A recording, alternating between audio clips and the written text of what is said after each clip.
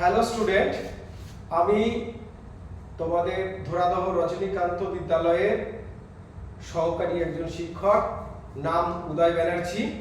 আমি আজকে দ্বাদশ শ্রেণীর তৃতীয় সেমিস্টারের এডুকেশনের যে ক্লাস, সেই একটি ক্লাস আমি তোমাদের আজকে নেব। আজকের ক্লাসের যে বিষয়বস্তু, তৃতীয় সেমিস্টারে তোমরা জানো আমাদের এর আগে আমরা স্টার্ট করেছি, সেটা হচ্ছে ভারতের স্বাধীনতার পরে শিক্ষা বিষয়ে যে কমিশনগুলো তৈরি হয়েছে সেই কমিশনগুলো সম্বন্ধে আমরা আলোচনা শুরু করেছি। 1947 সালে ভারতবর্ষ স্বাধীনতা লাভ করে এবং তার পরবর্তী পর্যায়ে প্রথম যে শিক্ষা কমিশন গঠন করা হয়, তোমরা তার নাম ইতিমধ্যে শুনেছো, আমরা সেটা ক্লাসে পড়িয়েছি। সেই শিক্ষা কমিশন হচ্ছে 1948-এ ডক্টর সর্বপল্লী রাধাকৃষ্ণনের নেতৃত্বে রাধাকৃষ্ণ কমিশন বা বিশ্ববিদ্যালয় কমিশন, তার নাম আমরা শুনেছি। দ্বিতীয় যে কমিশন গঠিত হয়, সেই কমিশন ডক্টর লক্ষণ স্বামী মুদালিয়ার নেতৃত্বে কমিশনটা গঠিত হয়েছিল এবং এই কমিশনটা বেসিক্যালি মাধ্যমিক শিক্ষা বিষয়ে রেকমেন্ডেশন করেছিল। এই শিক্ষা কমিশনটাকে আমরা বলি মাধ্যমিক শিক্ষা কমিশন বা মুদালিয়ার কমিশন। বিশ্ববিদ্যালয় শিক্ষা কমিশন বা রাধাকৃষ্ণন কমিশন, যে নামে আমরা বলি না কেন, বেসিক্যালি গঠন হয়েছিল উচ্চ শিক্ষার বিষয়ে। ভারতীয় উচ্চ শিক্ষার স্বাধীনতার পরে কোন ভাবে সেই উচ্চ শিক্ষা চলবে সেই বিষয়ে। আর মুদালিয়ার কমিশনের বেসিক রেকমেন্ডেশন গুলো ছিল মাধ্যমিক শিক্ষা বিষয়। তো রাধাকৃষ্ণন কমিশন এবং মুদালিয়ার কমিশনের যে রেকমেন্ডেশন গুলো, সেই রেকমেন্ডেশন গুলো গভর্নমেন্ট অফ ইন্ডিয়াতে আসার পরে সেগুলো প্রত্যেকটা সবভাবে ঠিকভাবে ইমপ্লিমেন্ট হয়েও ভারতের যে শিক্ষার যে হাল হকিকত, সেটা সঠিকভাবে আসছিল। সেই কারণে 1964 সালে, সালটা মনে রাখবেন, 1964 সালে 14ই জুলাই, সালটা ভেরি ইম্পর্টেন্ট। 1964 সালে 14ই জুলাই তৎকালীন ভারত সরকারের শিক্ষামন্ত্রী ছিলেন এম.সি. চাকলা। নাম কি? এম.সি. চাকলা। 1964 সালের 14ই জুলাই এম.সি. চাকলা তিনি আরেকটা শিক্ষা কমিশন তৈরির প্রয়োজনীয়তা অনুভব করেন এবং সে কারণে তিনি তৎকালীন ইউজিসির যিনি চেয়ারম্যান ছিলেন, ইউজিসির নাম তোমরা ইতিমধ্যে শুনেছো, আমরা আলোচনা করেছি।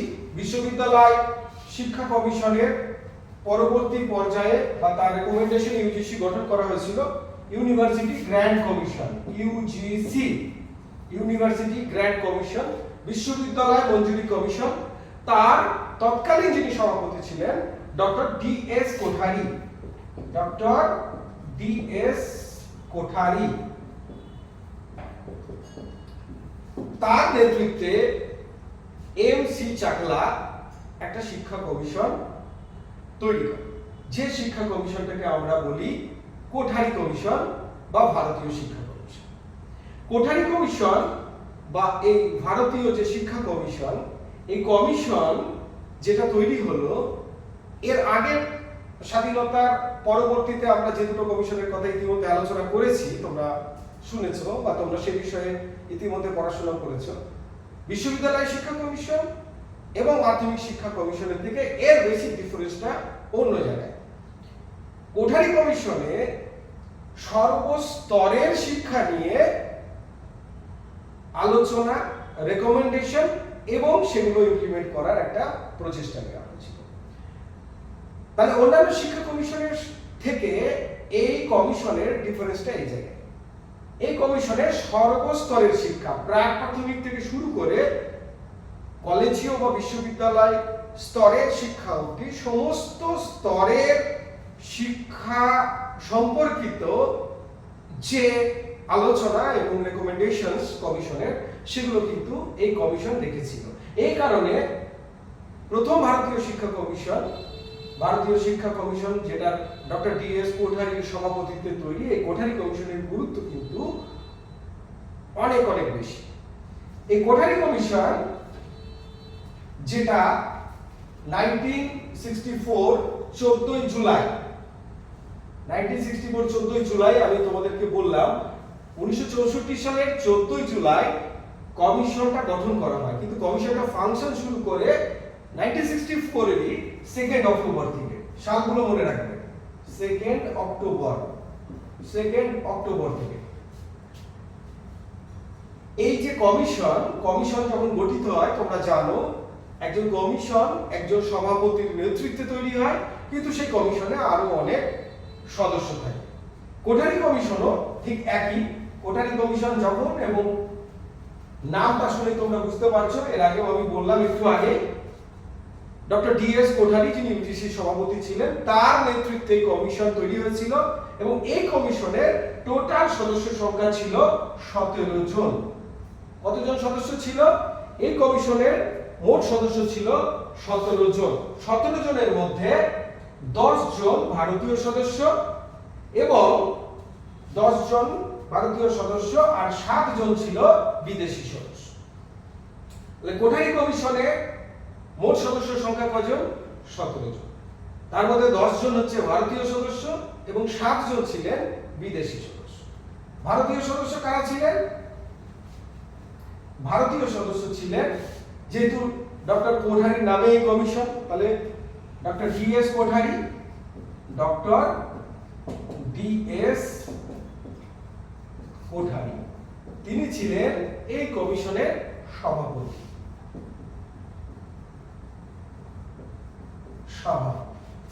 দ্বিতীয় ডক্টর জে.পি.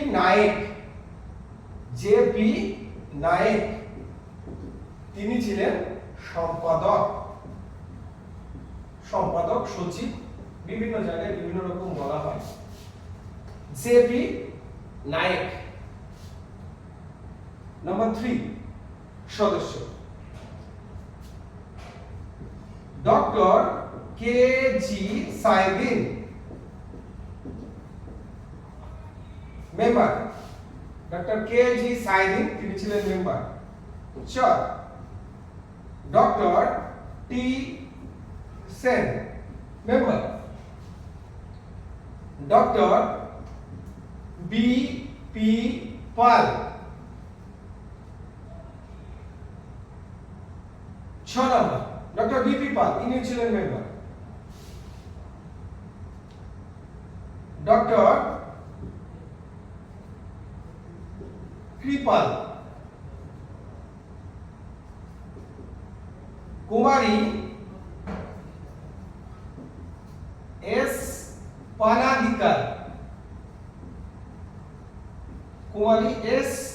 পানাদিকার, সাত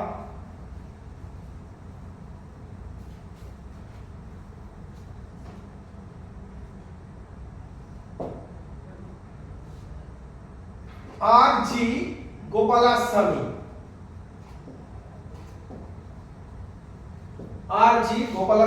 ইনি ছিলেন সদস্য। 9 নম্বর প্রফেসর মাথুর,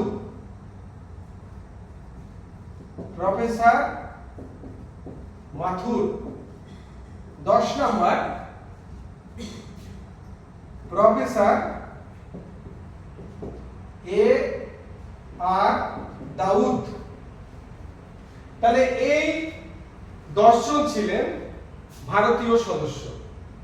তাহলে ভারতীয় সদস্য 10 জনের নাম তোমরা জানলে, নামগুলো কিন্তু প্রত্যেকটা তোমাদেরকে ভালোভাবে মনে রাখতে হবে, যেহেতু এমসিকিউ বেসিস কোশ্চেন, অর্থাৎ তোমাদের এখান থেকে প্রত্যেকটা নাম কিন্তু ইম্পর্টেন্ট তোমাদের জানার জন্য, পরীক্ষার জন্য। তাহলে 10 জন ভারতীয় সদস্যের নাম আমরা জেনে গেলাম। এরপরে আমি বলেছি 7 জন বিদেশি সদস্য ছিলেন, কেননা মোট সদস্য ছিল কজন? মোট সদস্য ছিল 17 জন। তাহলে এই 17 জন সদস্যের মধ্যে 7 জন বিদেশি সদস্য ছিলেন। তাহলে 7 জন বিদেশি সদস্য, 7 জন বিদেশি সদস্য। 7 জন বিদেশি সদস্য কারা কারা ছিলেন, কোন কোন দেশ থেকে ছিলেন, সেগুলো এবার আমরা জানব। Doctor 1 number doctor V S. Jha. Doctor V S. Jha তিনি ইউকে ইংল্যান্ড লন্ডন থেকে ছিলেন। Doctor V S. Jha. 2 number doctor H L. Elvin. H L. Elvin. H.L..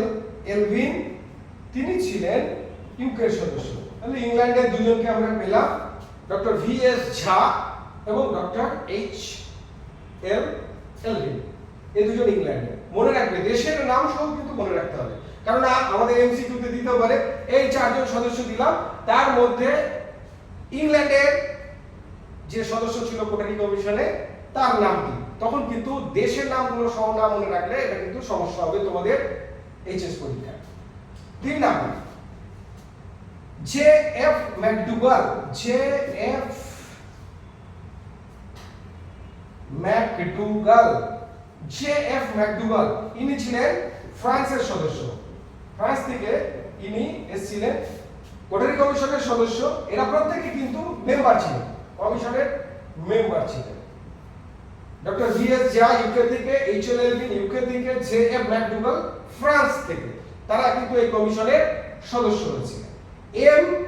এই জে.এফ. ম্যাকডুগাল, জে.এফ. ম্যাকডুগালের বিষয়ে আরেকটা বলি, এটা তোমাদের শর্ট কোশ্চেনের ক্ষেত্রে আরেকটা ইম্পর্টেন্ট জায়গা। জে.এফ. ম্যাকডুগাল নামটা, জে.এফ. ম্যাকডুগাল তিনি ছিলেন কিন্তু ইউনেস্কোর কর্মী। প্যারিসে যে ইউনেস্কোর যে কার্যালয় রয়েছে, ইউনেস্কোর সেই কার্যালয়ে তিনি ছিলেন কিন্তু কর্মী। অনেক সময় এরকম কোশ্চেন আসতে পারে জে.এফ. ম্যাকডুগাল বিষয় নিয়ে, যে বলতো কোঠারি কমিশনের কোন সদস্য ইউনেস্কোর কর্মী ছিল। 4 জন সদস্যের নাম দিল, তখন কিন্তু তোমাকে জে.এফ. ম্যাকডুগাল এই নামটি বলতে হবে। তাহলে জে.এফ. ম্যাকডুগাল। 4 জে.এফ. ম্যাকডুগালের পরে হচ্ছে জা থমাস। জা বাংলায় কি, জা থমাস। জা থমাস ইনিও কিন্তু ফ্রান্স থেকে। জা থমাস ইনিও কিন্তু ফ্রান্সের থেকে ছিলেন, কিন্তু কোটারি কমিশনের ইনি সদস্য ছিলেন। 5 নাম্বার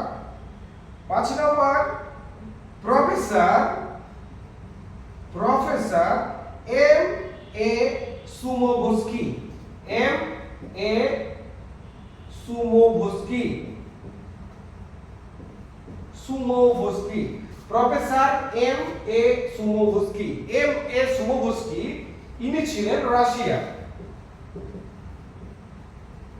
ইনি ছিলেন রাশিয়া। এম.এ. সুমোভস্কি অনেক সময় বলে মস্কো থেকে ছিলেন এবং প্রতিনিধিত্ব করেছিলেন কোঠারি কমিশনে, এমন একজন সদস্যের নাম করো, তখন নামটি বলবে এম.এ. সুমোভস্কি। মস্কো দিতে পারে পরীক্ষায়, আবার রাশিয়াও দিতে পারে। মস্কো রাশিয়া যাই দিক না কেন, রাশিয়ার রাজধানী মস্কো তোমরা জানো, তো সেই হিসাবে এম.এ. সুমোভস্কি কিন্তু রাশিয়া বা মস্কো যে দেশেরই দিক না কেন, তোমরা কিন্তু এমসিকিউতে এটা বলবে। 6 নাম্বার সাদাতোশি ইহারা। সাদাতোশি ইহারা। সাদাতোশি ইহারা ইনি জাপানের শিক্ষাবিদ। সাদাতোশি ইহারা জাপানের শিক্ষাবিদ। ইনি বিদেশি সদস্যদের মধ্যে ভারতীয় শিক্ষা কমিশনে বা কোঠারি কমিশনে কিন্তু ইনি সদস্য ছিলেন। সাদাতোশি ইহারা। সাদাতোশি ইহারা from Japan. Number 7 Roger reveal. Roger reveal যুক্তরাষ্ট্রের সদস্য রজার রিভেল।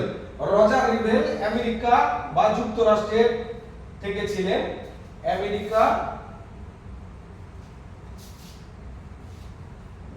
আমেরিকা বা যুক্তরাষ্ট্র, সেটাই বলো না কেন। তাহলে রজার রিভেল তিনি আমেরিকা থেকে ছিলেন। তাহলে এই হচ্ছে বিশ্ববিদ্যালয় কমিশনের যে বিদেশি সদস্য, সেই বিদেশি সদস্যগুলোর নাম। তাহলে আমরা দেখলাম কি এই কমিশনে বিশ্ববিদ্যালয় কমিশন, কোঠারি কমিশনের এই যে সদস্যগুলো, এই বিদেশি সদস্যগুলোর নাম। প্রথম ভারতীয় যে শিক্ষা কমিশন বা তোমার কোঠারি কমিশন যাকে আমরা বলছি, সেই কমিশনের বিদেশি সদস্যদের নাম। এবার এই যে কমিশন তৈরি হলো, তোমরা জানো ইতিমধ্যে আমরা আগে যে দুটো কমিশন পড়েছি, সেই দুটো কমিশন পড়তে গিয়ে আমরা বলেছি যে কমিশন তৈরি হয়, কমিশনের বেসিক কাজ কি থাকে? কমিশন দেশের সেই সময়কার যে শিক্ষা যে ব্যবস্থা, সিস্টেম, এডুকেশন সিস্টেম, সেই সময়ের যে শিক্ষার হাল হকিকত, সেগুলো নিয়ে এই যে কমিশনের যারা সদস্য তারা আলোচনা করে, তারা সেই বিষয়ে তাদের যে সুচিন্তিত যে মতামত, সেই সুচিন্তিত মতামতগুলি তারা রিপোর্ট আকারে পেশ করে, তারা সুপারিশ করে, রেকমেন্ডেশন করে। কমিশনের কাজ হচ্ছে বেসিক্যালি রেকমেন্ডেশন করা, অর্থাৎ শিক্ষার আগামী ব্যবস্থা কি হওয়া উচিত বা কি ভাবে শিক্ষা আগামীতে পরিচালিত হওয়া উচিত, সেই বিষয়ে কমিশন বেসিক রেকমেন্ডেশন গুলো করে এবং সেই রেকমেন্ডেশনের গুলোর ভিত্তিতে গভর্নমেন্ট সেগুলোকে আগামীতে ইমপ্লিমেন্ট করার চেষ্টা করে। তো এই যে কমিশন, তারা 17 জন সদস্য, তারা দীর্ঘ আলোচনার পরে 692 পৃষ্ঠার একটা রিপোর্ট পেশ করে। 692 পৃষ্ঠার একটা রিপোর্ট পেশ করে। তাহলে কমিশনের যে প্রতিবেদন, কমিশনের এই প্রতিবেদনের টোটাল পৃষ্ঠা সংখ্যা হচ্ছে 692। এর আগে তোমরা বিশ্ববিদ্যালয় কমিশন বা মুদালিয়ার শিক্ষা কমিশনের কিন্তু রিপোর্টের পেজের সংখ্যাগুলো মনে রেখেছো। এক্ষেত্রেও কিন্তু very important for HS examination third semester. 692 পৃষ্ঠার রিপোর্ট কিন্তু পেশ হয় এবং এই যে রিপোর্ট পেশ হয়, এই রিপোর্টটা 4টে খণ্ডে, 4 খণ্ডে, মানে first part, second part, third part, fourth part, 692 পৃষ্ঠার এই রিপোর্টটা 4টে পার্টে, 4টে খণ্ডে কিন্তু রিপোর্টটা হয়। এবং 692 রিপোর্ট হলেই তো টোটালটাই আর কি রেকমেন্ডেশন থাকে না, তার মুখবন্ধ থাকে, তার একটা এন্ডিং পার্ট থাকে। তো মূল রিপোর্টটা ছিল কিন্তু 489 পৃষ্ঠা। তাহলে এই দুটো পৃষ্ঠা সংখ্যা কিন্তু মনে রাখবে। মূল রিপোর্ট অনেক সময় দুই ভাবে কোশ্চেন আসতে পারে, যে কোঠারি কমিশনের যে প্রতিবেদনটি পেশ হয়, সেই প্রতিবেদনের মূল রিপোর্টটি কত পৃষ্ঠার ছিল, তখন কিন্তু অ্যানসার হবে 489 পৃষ্ঠা। কিন্তু যদি বলা হয় কোঠারি কমিশনের প্রতিবেদনের মোট পৃষ্ঠা সংখ্যা কত, সেক্ষেত্রে কিন্তু তোমরা বলবে 692। ঠিক আছে? তাহলে মূল প্রতিবেদনের রিপোর্টের পৃষ্ঠা সংখ্যা এবং মূল প্রতিবেদনের পৃষ্ঠা সংখ্যা এবং টোটাল প্রতিবেদনের পৃষ্ঠা সংখ্যা দুটোই কিন্তু তোমরা মনে রাখবে। এবং এই যে টোটাল রিপোর্টটা, এই রিপোর্টটা তোমরা জানো প্রতিবেদন যখন কমপ্লিট হয়ে যায়, রেকমেন্ডেশন গুলো সহ কি করে, যে কমিশন তৈরি হয়েছে, কমিশন তার রিপোর্ট পেশ করে 1966 সালের 29শে জুন কমিশন তার রিপোর্ট পেশ করে। তাহলে এটা রিপোর্ট পেশের কিন্তু ডেট এন্ড তারিখ, এটাও ইম্পর্টেন্ট। তাহলে কমিশন গঠিত হলো কবে? আমরা বললাম 1964 সালের 14 জুলাই। 1964 সালের 14 জুলাই থেকে কমিশন তৈরি হলো। 2 অক্টোবর থেকে সে ফাংশন শুরু করলো এবং 1966 সালের 29শে জুন কমিশন কি করলো? তার রিপোর্ট পেশ করলো। রিপোর্ট কার কাছে পেশ করবে? গভর্নমেন্টের কাছে পেশ করবে। গভর্নমেন্ট অফ ইন্ডিয়া কমিশন তৈরি করেছে, তাহলে গভর্নমেন্ট অফ ইন্ডিয়ার কাছে পেশ করবে। গভর্নমেন্ট অফ ইন্ডিয়ার কাছে তৈরি করেছিল কে কমিশন? এমসি চাকলা, তৎকালীন শিক্ষামন্ত্রী। কমিশন যখন রিপোর্ট পেশ করে তখনও কিন্তু এমসি চাকলাই শিক্ষামন্ত্রী ছিলেন। তাহলে কমিশন গভর্নমেন্টের কাছে যখন রিপোর্ট পেশ করে, এমসি চাকলা শিক্ষা ডিপার্টমেন্টের রিপোর্ট পেশ করে, তো এমসি চাকলার কাছে 1966 সালে 29শে জুন তারিখটা কিন্তু ভেরি ইম্পর্টেন্ট, তোমরা এটা মনে রাখবে। নেক্সট আর দুটো বিষয় নিয়ে আমি বলবো, তারপরে আজকের যে ক্লাসটা, এই ক্লাসটা আমরা সমাপ্ত করব। আর দুটো বিষয় আমার শুধু বলার আছে। এই যে কমিশন যেটা তৈরি হলো, এই কমিশন গঠনের পরে এই কমিশন যখন ফাংশন শুরু করলো, ফাংশন শুরু করতে গিয়ে কমিশন কি করলো? 12টা টাস্ক ফোর্স তৈরি করলো এবং 7টা ওয়ার্ক গ্রুপ তৈরি করা হলো। তাহলে টাস্ক ফোর্স কটা তৈরি হলো? টাস্ক ফোর্স কমিশন তৈরি করলো 12টা টাস্ক ফোর্স এবং ওয়ার্ক গ্রুপ কটা? 7টা। তাহলে 7টা ওয়ার্ক গ্রুপ এবং 12টা টাস্ক ফোর্স এই নিয়ে কমিশন তার ফাংশন শুরু করলো। এবার এই টাস্ক ফোর্স গুলো 12টা টাস্ক ফোর্স কি কি, 12টা টাস্ক ফোর্স কিন্তু কি কি সেটা আমাদেরকে জানতে হবে। 12টা টাস্ক ফোর্সের মধ্যে 12টা টাস্ক ফোর্সের মধ্যে যেগুলোর কথা আমি বলবো, তাহলে টাস্ক ফোর্স কয়টা, টাস্ক ফোর্স 12টা। 12টি টাস্ক ফোর্সের মধ্যে কি কি, 1 বিদ্যালয় শিক্ষা, বিদ্যালয় শিক্ষা, 2 উচ্চ শিক্ষা, 3 কৃষিবিদ্যা শিক্ষা,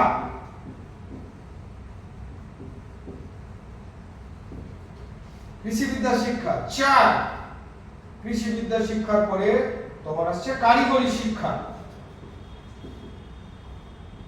কারিগরি শিক্ষা 4, 5 বুঝছেন কি, তাহলে 4 হলো কারিগরি শিক্ষা,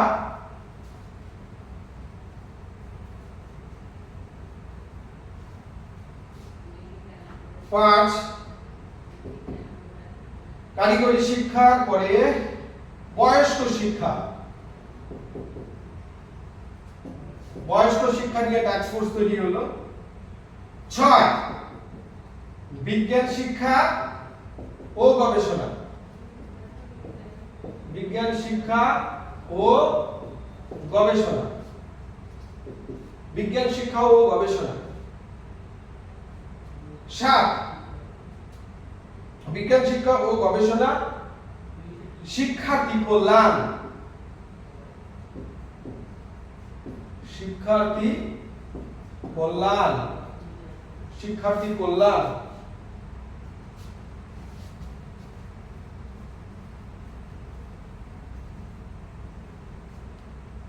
8 শিক্ষক প্রশিক্ষণ শিক্ষা, অর্থাৎ টিচারদের এডুকেশন, শিক্ষক প্রশিক্ষণ শিক্ষা, শিক্ষক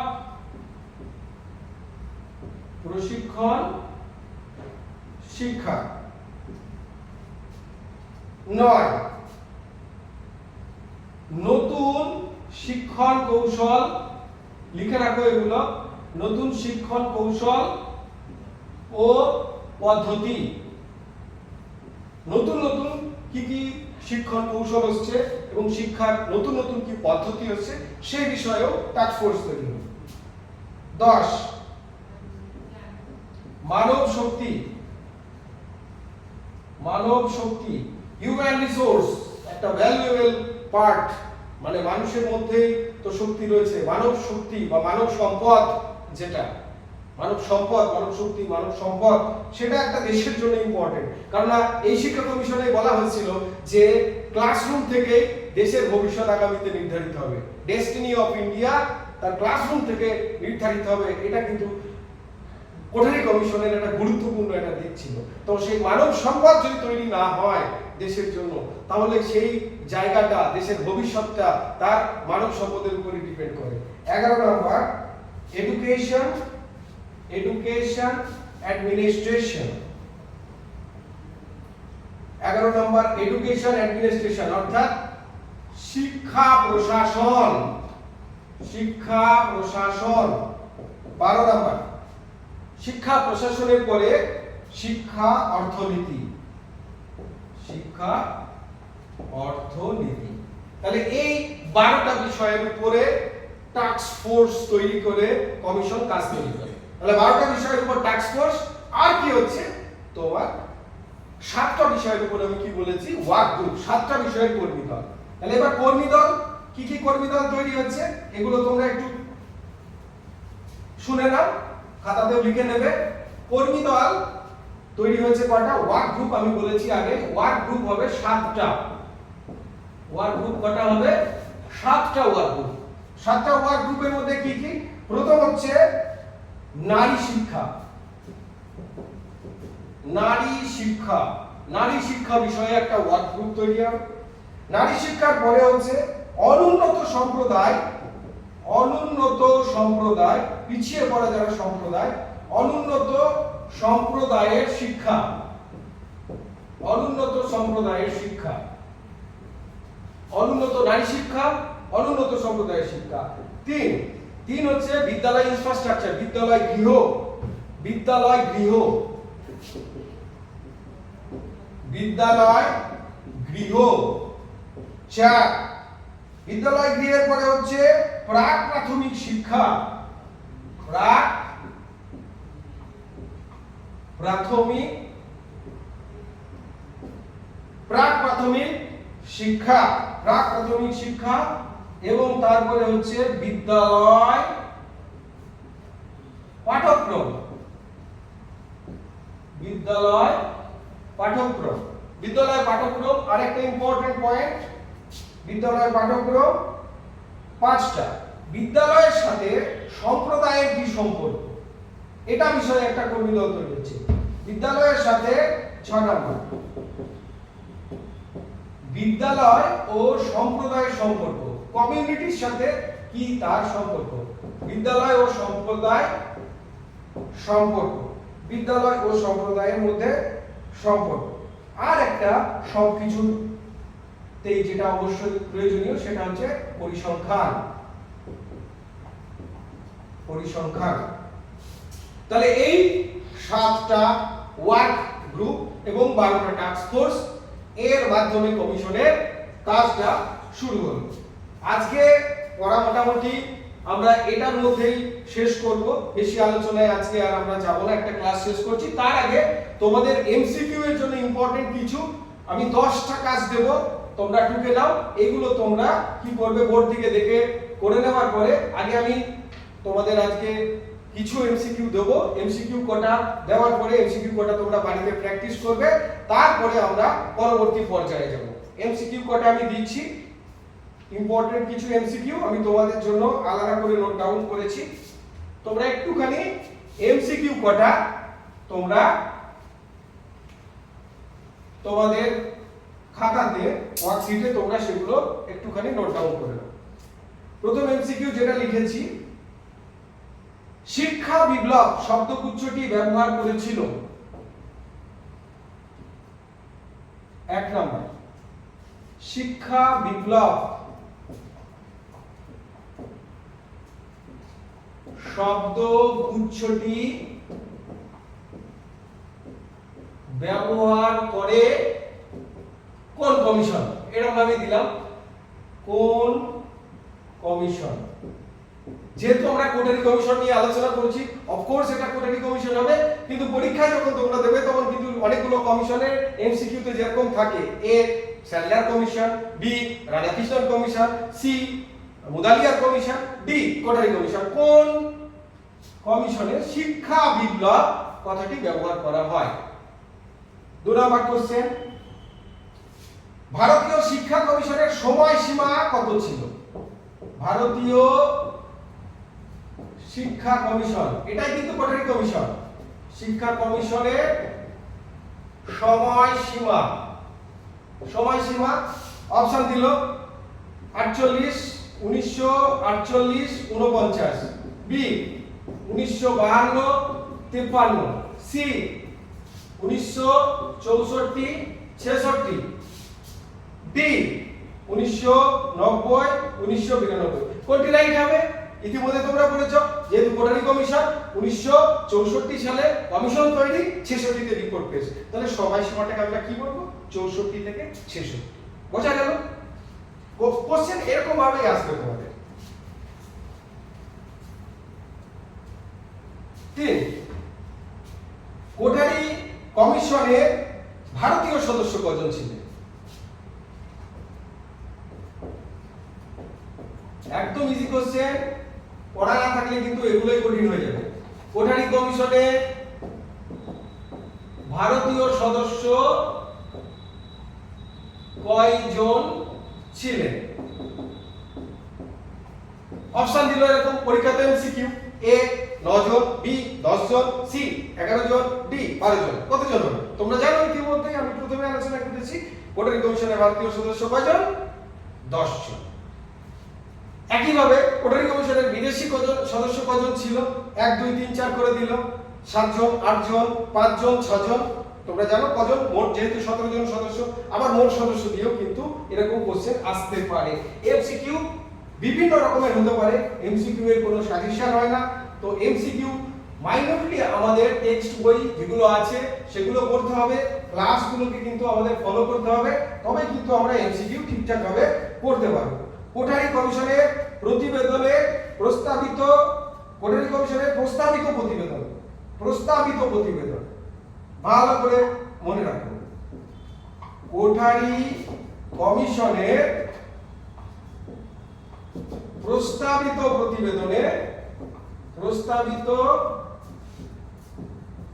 প্রতিবেদনের পৃষ্ঠা সংখ্যা কত? পৃষ্ঠা সংখ্যা কত ছিল? অপশন দিল প্রস্তাবিত প্রতিবেদনে অপশন দিল 692, 489, 512, 311, 314। কত দেবে? প্রস্তাবিত প্রতিবেদনের পৃষ্ঠা সংখ্যা হবে 692। আর মূল রিপোর্টের কিন্তু হবে কত? আমি এর আগেও আমার আলোচনায় বলেছি 489। তাহলে এই বেসিক ডিফারেন্সগুলোকে কিন্তু আমাদেরকে মাথায় রেখে তবে আমাদের অগ্রসর হতে হবে। কোঠারি কমিশনের 4 The destiny of India. The destiny of India is now being shaped under in her classroom.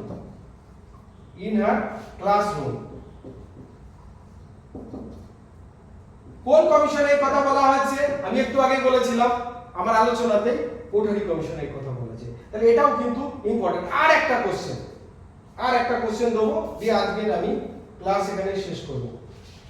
Kothari commission যখন রিপোর্ট পেশ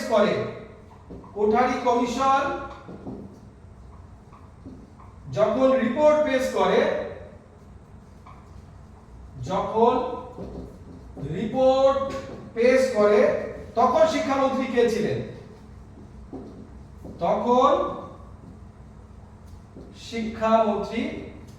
ছিলেন? অনেকগুলো অপশন দিতে পারে তোমাদের, ত্রিগুণা সেন, অনাথনাথ বসু, এমসি চাকলা, বিভিন্ন রকম তোমাদের নাম দিতে পারে। তোমরা কিন্তু জানো, আমি বলেছি যখন কমিশন শুরু হয় এমসি চাকলা সেটা শুরু করেছিলেন, এবং কমিশন যখন তার রিপোর্ট পেশ করে তখনও কিন্তু শিক্ষামন্ত্রী ছিলেন এমসি চাকলা। তাহলে এইরকম আরো অনেক শর্ট কোশ্চেন আমি 10টা রেডি করেছিলাম। আমি এর পরের ক্লাসে তোমাদের আরো বিস্তারিত কমিশনের যে রেকমেন্ডেশনগুলো রয়েছে, রেকমেন্ডেশনগুলো সম্বন্ধে বলবো, বা কমিশনের তার পরবর্তীতে আরো যে কাজগুলো হয়েছে প্রত্যেকটা শিক্ষার স্তর সম্বন্ধে, প্রাক প্রাথমিক, তারপরে প্রাথমিক, কলেজীয় শিক্ষা বা উচ্চ বিদ্যালয়, মানে বিশ্ববিদ্যালয় লেভেলের শিক্ষা, সমস্ত স্তরের শিক্ষা সম্বন্ধে কমিশনের যে রিপোর্টগুলো রয়েছে, সুপারিশগুলো রয়েছে, সেগুলো নিয়ে আমরা পরবর্তী ক্লাসে বিস্তারিত আলোচনা করব। তোমরা অবশ্যই আজকের ক্লাসটা মন দিয়ে শুনবে, এবং তোমাদের যে পাঠ্যপুস্তক, যে বই রয়েছে, বই অবশ্যই তোমরা সকলে মন দিয়ে পড়বে। ওকে, ধন্যবাদ। আজকের মতো তাহলে আমরা ক্লাস এখানে সমাপ্ত ঘোষণা।